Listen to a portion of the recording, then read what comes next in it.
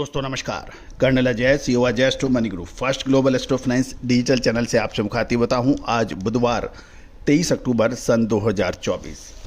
दोस्तों, दलहन हो चाहे तिलहन, मसाला हो या फिर कपास, अनाज या फिर मेटल्स, इन सभी पर अपडेट और विश्लेषण देने वाला देश का पहला चैनल।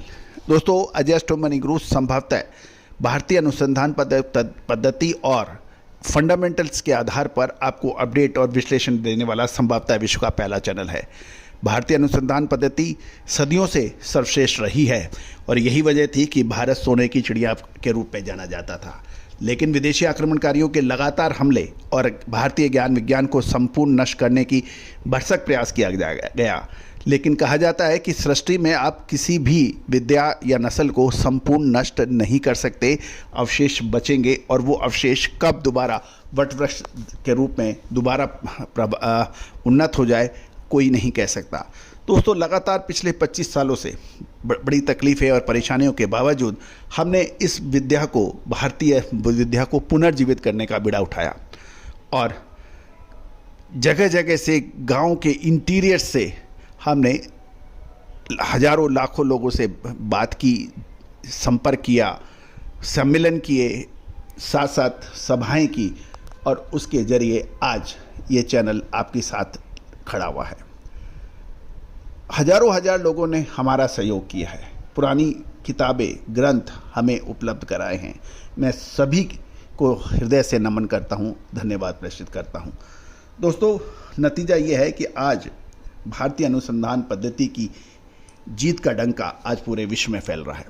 आज पुनः चाहे तेल उत्पादक देश हों या फिर दलहन उत्पादक देश हों या मेटल के बड़े देश हों, वो काफ़ी बड़ी मात्रा में भारतीय अनुसंधान पद्धति की तरफ देख रहे हैं। आज इस चैनल पर बहुत बड़ी संख्या में विदेशी लोग विजिट कर रहे हैं। भारतीय भाषा यानी हिंदी भाषा को अंग्रेजी भाषा के अंदर अनुवाद भी करा रहे हैं। तो दोस्तों, विशेष रिसर्च अनुसंधान के लिए आप भी संपर्क कर सकते हैं। खबर निकल के आ रही है कि भारत ब्रांड के तहत दालों की बिक्री इस सप्ताह से पुनः शुरू होगी और साबुत चने के दाम 58 रुपये प्रति किलो के हिसाब से हो सकते हैं। जानिए पूरी रिपोर्ट विस्तार से।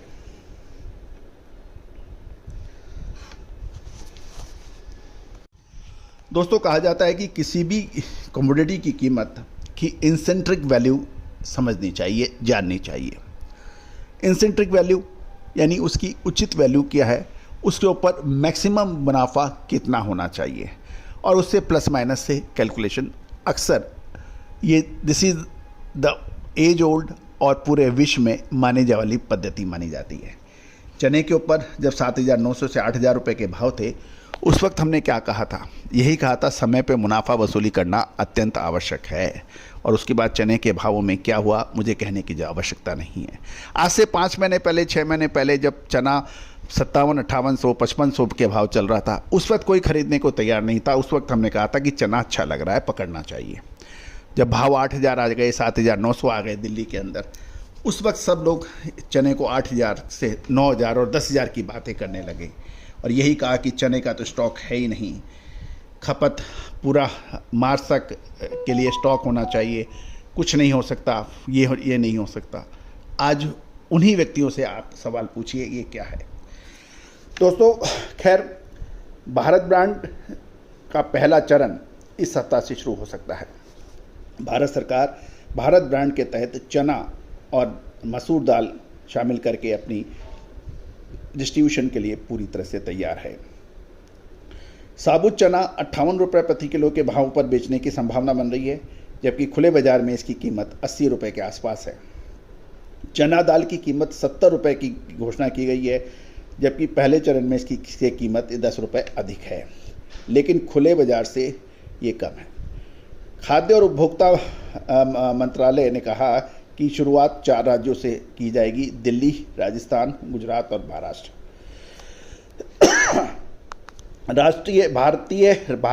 भारतीय राष्ट्रीय सहकारी उपभोक्ता महासंघ द्वारा 10 दिनों के भीतर पूरे नेशनल वाइड वितरण की योजना बनाई गई है। एनसीसीएफ यानी NAFED, national agriculture cooperative marketing federation of India और सेंट्रल रिजर्व ने साबुत चने के लिए 1-1 लाख टन की निर्धारित मात्रा की आवंटन की गई है। मूंग दाल के लिए एनसीसीएफ और नेफेड को 75 हज़ार टन, जबकि मसूर के लिए एनसीसीएफ ने 55,262 टन, नेफेड ने 12,500 टन का आवंटन किया है। भारत ब्रांड के प्रोडक्ट्स की रीच बढ़ाने के लिए e commerce platform, retail outlets के साथ भी चर्चा सरकार की चल रही है। भारत ब्रांड का मेन उद्देश्य मध्यम वर्ग को रियायती कीमतों पर एसेंशियल कमोडिटीज़ उपलब्ध कराना है। वर्तमान में भारत आटा, भारत चावल, भारत दाल ये आदि बिक रही है। खुदरा कीमतों पर यानी रिटेल प्राइसिंग के ऊपर स्ट्रिक्ट कंट्रोल रखने के लिए सरकार द्वारा समर्थित सहकारी समितियां द्वारा रियायती दरों पर ये प्रोडक्ट बेचे जाते हैं। पहले चरण में एनसीसीएफ 2.85 लाख टन चना दाल, 8.18 लाख टन मूंग और 4.33 लाख टन चावल और 3.92 लाख टन गेहूं को सफलतापूर्वक बेचा था। पहले एनसीसीएफ ने इन प्रोडक्ट्स को मोबाइल वैन, रिटेल शॉप्स और किसान उत्पादक संगठन के जरिए पूरे भारत में 28 शाखाओं के नेटवर्क के माध्यम से इसकी डिस्ट्रीब्यूशन की गई है। दोस्तों, उम्मीद है कि जानकारी सभी व्यापारी बंधुओं के लिए बहुत इम्पॉर्टेंट होगी। दोस्तों, सबसे पहले आप तक अपनी बात पहुंचाने वाला, आपके फ़ायदे की बात, चैनल को सब्सक्राइब, लाइक और शेयर करना ना भूलें। All the very best. साथ साथ ये भी बताएं कमेंट बॉक्स के अंदर, सरकारी चना बिकने से किसानों और व्यापारियों को कितना फ़ायदा या नुकसान हो सकता है। अपने कमेंट्स जरूर दीजिए। All the very best, good luck, happy trading.